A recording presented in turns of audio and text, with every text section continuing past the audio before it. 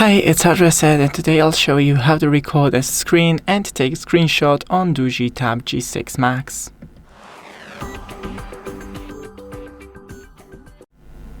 So first scroll from the top, and here you have the screen recorder. First click on it, and you can select to record one app or entire screen, and to record the audio.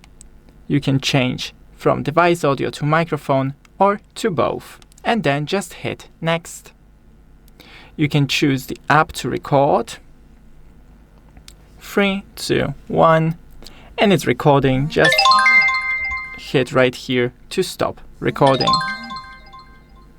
Then to take a screenshot, just click the power button and the volume down button right here simultaneously. And when you're, for example, right here on the Google Chrome and hit these two buttons, you have an option to capture more, and that's the scrolling screenshot. You can select even more of the screen.